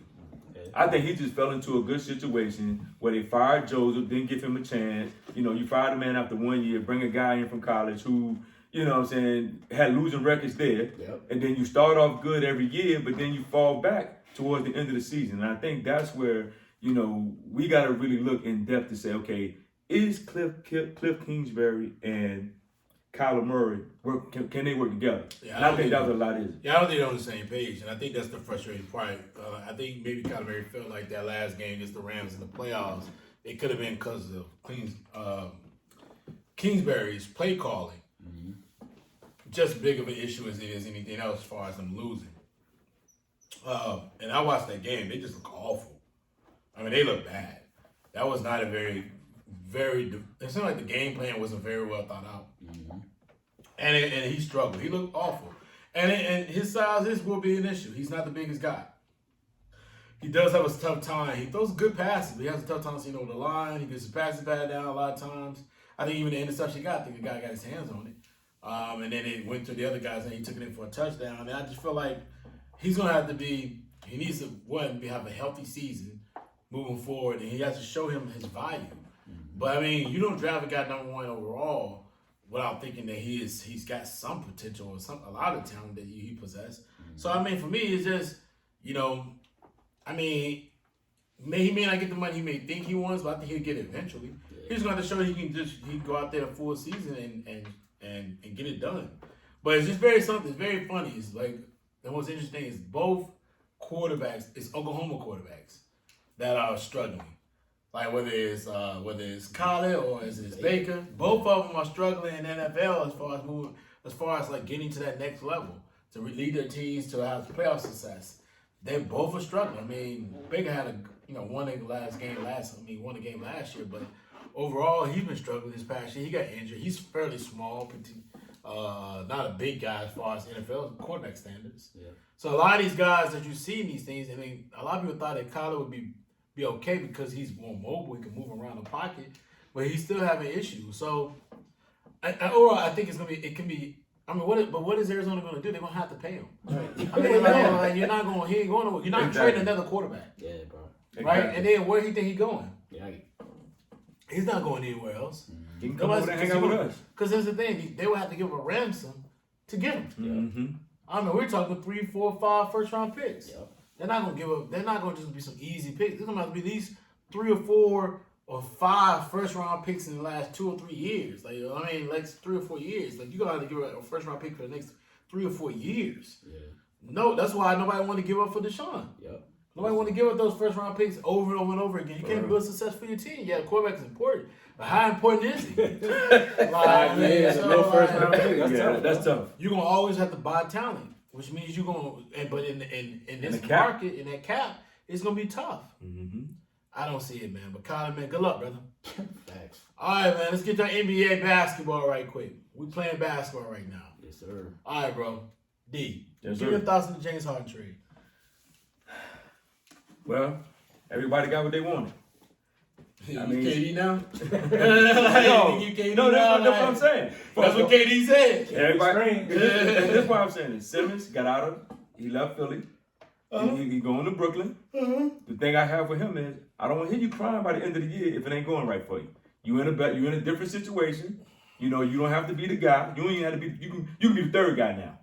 You don't have to be the second guy. You don't have to be. He is the third guy. Unless part-time ain't playing. Yeah, and I think part-time gonna do this all the way to the playoffs. Until they change that mandate, it's gonna be what it is. So I just think that now he got 2 people that are around him that can score. I think Simmons, he's gonna have to come play. It ain't no more excuses for him. He out of the situation with Doc. But the only thing I look at is this with him is the paper in New York. Like you in a spot now where if you don't play well, they're gonna get on you too. Just as bad as people in Philly. Yeah, the media is tough. The media is tough. So you better have you didn't have thick skin in Philly, but you better build you some thick skin in New York, because they're gonna come after you if you don't show up. As for James Harden, you want to be with Daryl Morey, so it is what it is. That's your guy. And Harden is Morey's guy. I want to see how they perform with Embiid and Harden. How it's gonna work. I just want to see how it's going to work. Now, I do like where, they did get Seth Curry, Brooklyn did, so they got an extra 3-point shooter, extra jump shooter, and they got Drummond that probably can help them in the middle, but he can't clog the middle, you know what I'm saying? So they're going to have to figure out how he's going to move in and out. So, I mean, we just got to see. I don't know who won the trade yet because they haven't played together yet, and that's the only way we're going to find out. Until when they start playing, then we can see down the road. But right now, see how it just flows. Yeah, it's a big-time trade, man. I think now it's put up or shut up for James Harden. Well, him and Simmons. Man, this is not so much Simmons, but he's still young, right? And he went through a situation where it's more mental than physical, right? But for James Harden, has been in the league over a decade. Now it's 2 years in a row. You forcing your way out of a situation because you're not unhappy. Now it's time for James Harden to come into shape. Like, stop the BSing, bro. You're an elite scorer. Prove it. Prove you can now win. If you don't win in Philly with Embiid and the nice pieces that they have around, bro, it's on you now. You had the perfect situation in Brooklyn. Yeah, you frustrated with Kyrie and his situation with the vaccination. But, bro, you got KD, one of the all-time greats. You're an all-time great scorer. Kyrie can get it done. He's proven it. You can't win in that situation. You ain't even give it a chance. Now you running to you want to be out of there because you frustrated. It just shows like Harden is not mentally tough to lead any team, bro. And as far as the trade, I think Brooklyn won it. Brooklyn got a lockdown defender in Simmons when he's ready to play mentally. He can guard 1, 2, 3, and possibly 4 depending on the matchup. Now you got Seth Curry, a knockdown shooter to replace Joe Harris. Big Drummond can get you 20 rebounds on a given night depending on the matchup. And you got 2 first-round draft picks out of it. Yeah. But Philly got, as they say, he got the wool pulled over their eyes, bro. I don't know what the hell Darren Moore just to get Harden. Out of shape. Don't let it not work out. If he gonna really throw that ball under the bus. Embiid already showed he ain't playing around, bro. Yeah, but Embiid got to take some responsibility Nah, too. bro. That's what I'm saying. When Embiid is playing, he playing. He balls. Yes, but he's going to have to take some responsibility when it gets to the playoffs. And you got to take some responsibility too and bring your gear to Absolutely. play. He's a superstar player, yes.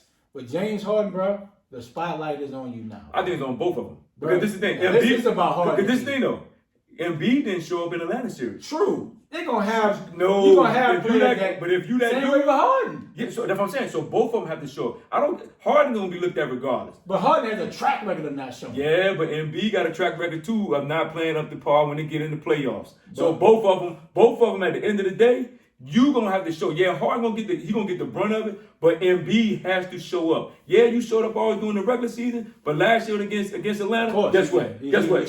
He was on the sideline watching on TV with us. But like I When said, they played Atlanta. No, he didn't. Yes, he did. He went 0 for 12. Hold on. he struggled in Game 7. The game before Game 7, in Atlanta, he struggled in Game 6. Yeah, he struggled a couple of games. But he had a couple in that series. He had 2 40-pointers. Yeah, So but I was he out balled. there when He balled, but it was the game. down the stretch. He didn't get. Down the stretch in the fourth quarter, especially Game 7, he struggled. Yeah. But you just can't make it sound like he just No, that all in the No, series. you wasn't Right, bad. the I mean, but I'm just saying. But you a said couple it of like games. he was Okay, off. my bad. But a couple of games where they needed him to step up, he Absolutely. didn't get it done. But he just as much contributed to losing that series as Simmons did. Exactly. absolutely. But for this trade here, it's put up a shutout for James Harden. It is now put up a Let's shutout. put up a shutter for Embiid too, though. Yeah, Let me add in there Yeah. because I feel like with Embiid, dog, this is right. He could be Kobe, Shaq. Yes. Even though now you're getting an older James Harden, 32. Now, hope you get a motivated, skinny James Harden. But if you got a James Harden, a ball player, a scorer like he is, with this kid who's having the MVP season right now, right? This should be it. Yes. And like the length of a big man in the prime of his size, it's not long. Yeah. It's not like he doesn't have the leanness and the ability of like a Giannis, who maybe 2 or 3 inches shorter, but still he stays in shape year round. Yes.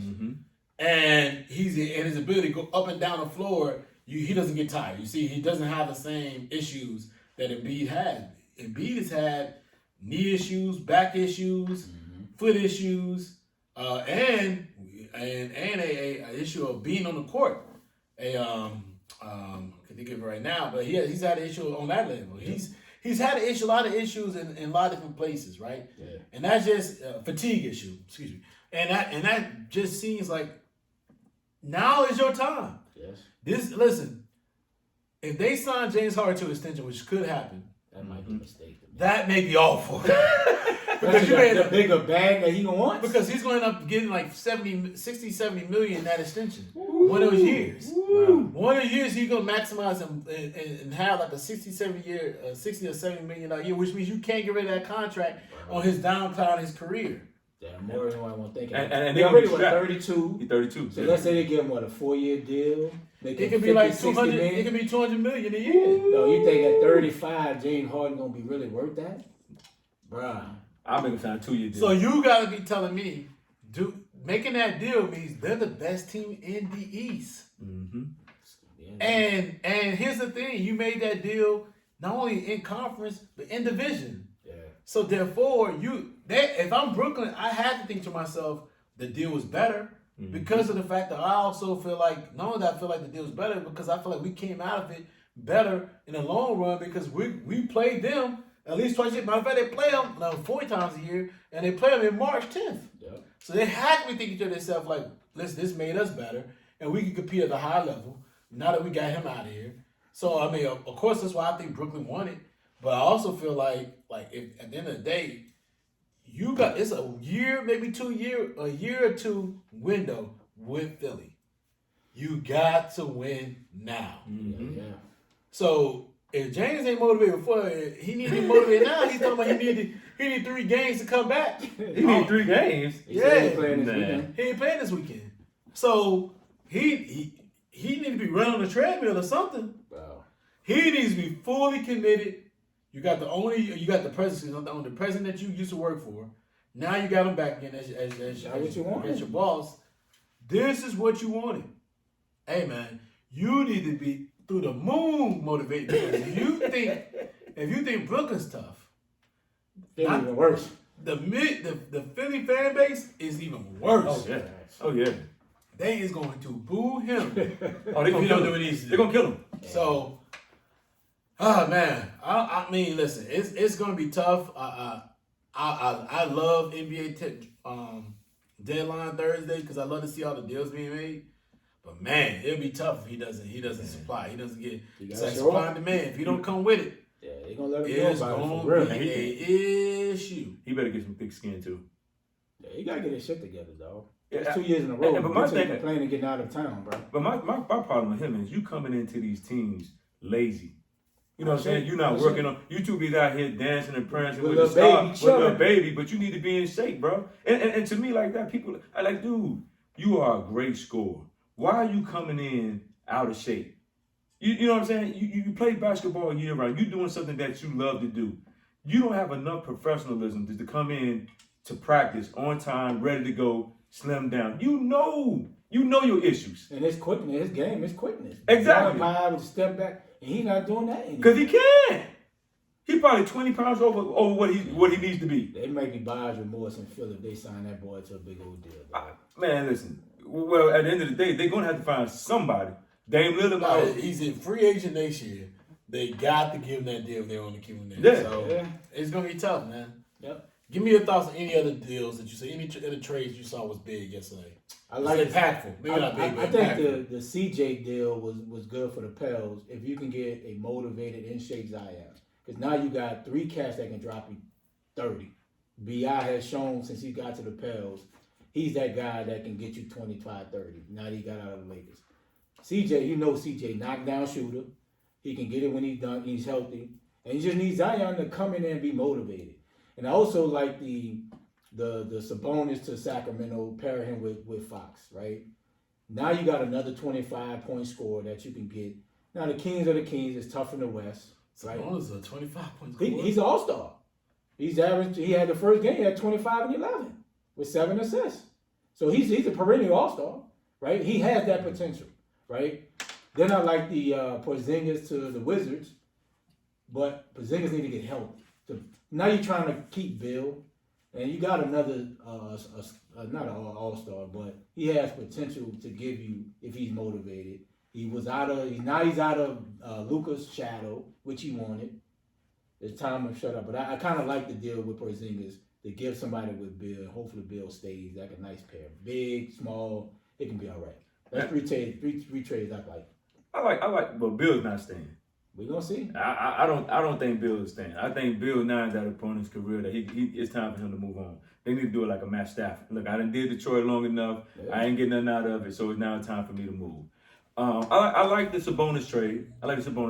I also the trade with McCollum. He had to get out of Portland, but I do think the Pels got a good a good nucleus right now. They can keep them together. They have a good looking young nucleus. Now Zion, man, listen, let's leave him where he at.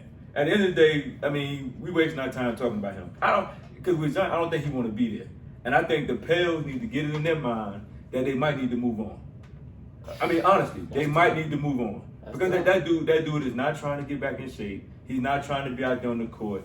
And I think the Pels need to figure out a way to bring some more pieces in with the Ingrams, with the McCullums, and with the players that they have right now, and get it done. So with the Pels, do you offer him a contract extension all season? No. Oof. No. For what? Oof. Well, we always talk about availability, right? He hasn't been available since he's been there. He hasn't been available. That's tough. I like the trade with the guy from the Spurs, White, that played with Boston last night. He looked pretty good. I think he's going to fit in well with them. Yeah. That gives them another score. They don't have no more excuses, bro. Tatum and Brown. Yeah, but you got to think though. You got to have people. You got to have people to help out. Yeah. And if you don't have good role players and good people on the side, you're not gonna get it done. Yeah, I feel you. You're not gonna get it done. Harden and Morey looking real chummy. Hey man, they always been chummy. They probably already had this planned out. Like, yeah, get me out of here. Exactly. Give me, and you're right. I don't have to say anything because the trades you guys listed out, I thought was the trades that was good trades for both teams, especially for the Pels. Poorly, I don't know what they're doing. They're just getting rid of everybody. What trade did you think should have happened? I mean, like the Westbrook trade. What trade should have happened yesterday that should have got a team back on track or could have got a team back on track? Well, shoot, man, the Lakers done gave up all these picks all these times. You might as well give up one more. I mean, at the end of the day. There's an end part for that 2027 thing. I'm like, bro. I'm like, that's 5 years from now. Exactly. But this is my question with the Lakers. You already been giving up people already. I mean, you done gave up a whole bunch of picks. So at the end of the day, what's gonna hurt you now? Like you just got it done and done. And I think Dame should have forced his way out too. Hey, I need to go somewhere. Yeah. I'm like, look, I can't stay out here. It's not gonna work. Hey, I understand, Big Shot Bob got the job, but I gotta go. I've been out here long enough. Trade me. Even with Bill, trade me. Even though I'm hurt, get me out of here. Yeah. I'm not signing back with y'all. He already turned the money down. So what you gonna do? You might as well just move me and keep it moving. For me, even though the Hornets got Montrez, he's not the rim protector that they truly need. And for me, they dropped the ball by not going and get Miles Turner out of Indiana. Miles that he's led the league in blocks before. He give you a big presence inside, rebounding, and he can knock down the jump shot. He's not consistent, but he can do it. I think that's where the Hornets kind of dropped the ball. And Boston the same way, right? Boston has all the perimeter players. They have no size inside to protect them. Outside of Williams. So I think those are two teams. I think they should have went and got Miles Turner because he was available. Yeah. Same way with Sabonis available. Indiana was selling everybody. Miles Turner, I think he would have gave you the inside and outside that those two teams would have definitely needed. Well, the Lakers should have going to try to get him. I think the Lakers should have got them last year. Well, but I mean, you could have got Miles Turner. It doesn't matter. But you would have to give up a lot, bro. They don't have anything to give. But I mean, you give up the pick. You don't give away all these picks, dog. But why would Indiana want Russ? Well, hell, the Lakers don't even want him. But this is the thing though. But this thing, you done got rid of Sabonis. You done got rid of who was your staple. You're trying to give up Miles Turner. So they ain't trying to. They ain't trying to win. Yeah. So if I'm the Lakers, I'm gonna give you that pick. I got my rim attack. He's a young dude. He's a young guy. You can get rid of that stuff. Because what is gonna hurt him? Because the Lakers already done dealing. Who I thought should have made a move was Atlanta. The Hawks, man. They made the quick move earlier in the season, but was trading the Duke kid. Reddish. But I thought they were going to make another move, man, like to bring in another piece in there. Shake it up a little bit. Maybe bring in just more inside help, right? I think they're just not strong up front. Yeah, Capella is not. Capella, they got rid of Sumner Hill, they got rid of a couple of other players, and then the kid from Denver, he's more of a space-out shooter. Mm-hmm. So I thought they were going to sell some pieces, bring some pieces in, but they didn't make any moves.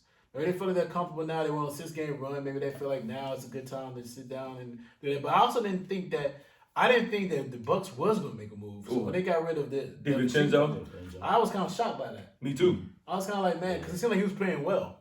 Let's say they won't pay him. I guess that too, and I think with him coming off an injury last year, they're like, okay, we won the championship, we ain't need him, so. No, yeah, but I figured he was playing really well in that lineup. Yeah. Coming off the bench. I think too he probably was expendable because of Grayson Allen's playing well. Grayson Allen, Greg Hill's playing still. So they playing Georgia, well. They probably won't pay him either.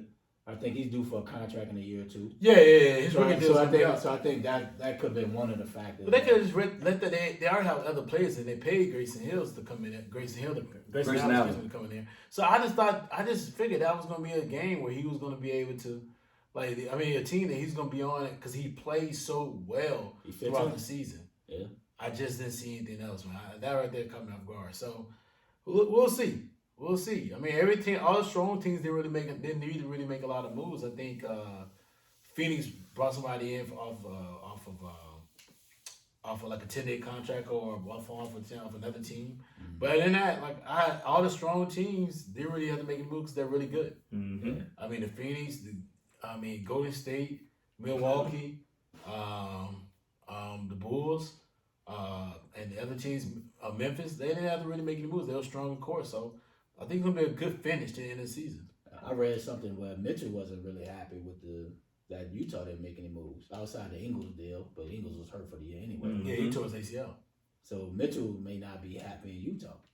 And I don't Well, think he's happy. He's already go signed, right? But he already signed that contract. But you know how it goes in the NBA, bro. If you want out, they'll find a way to get you out. If you want to be out. I doubt if he's gonna leave, being that D-Wade is now one of the owners. Mm-hmm. Right, he has a minority stake. I think that helps. Yeah. I thought he looks up to D-Wade. So I think they end up making some moves to help him out to please him, but I don't see him leaving. But I think if they flame out again early after having a pretty good record, he probably will get frustrated. Well, I mean, if you really look at this season, they're not one of the top. Nah.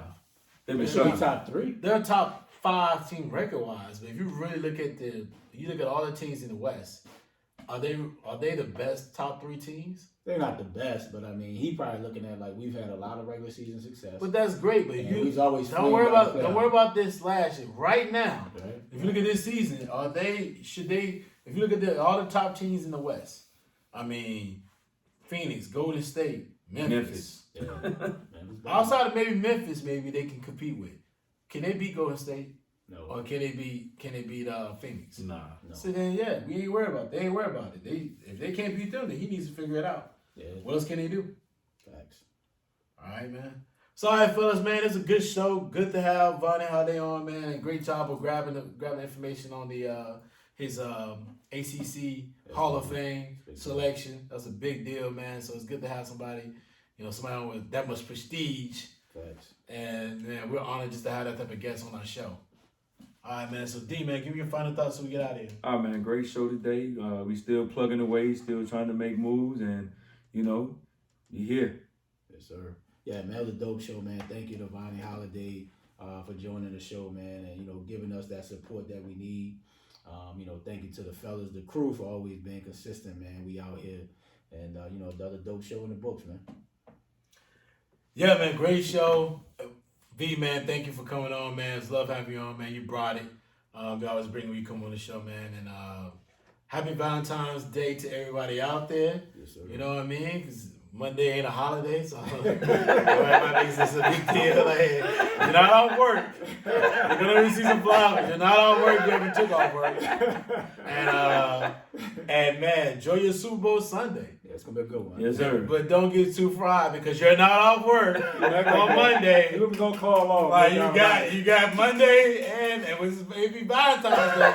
That's not a national holiday, folks. I'm calling out, man. Yes, Both of those things, Super Bowl Sunday and Valentine's, does not mean you get to take off work, folks, for sure. So we were gonna try it. Don't get too fried. Don't get too big. Don't eat too much. And then be like, oh, I can't do nothing for Valentine's Day because that's going to look bad. And then you're not off. So, yo, man, listen, if you ain't took off, good luck.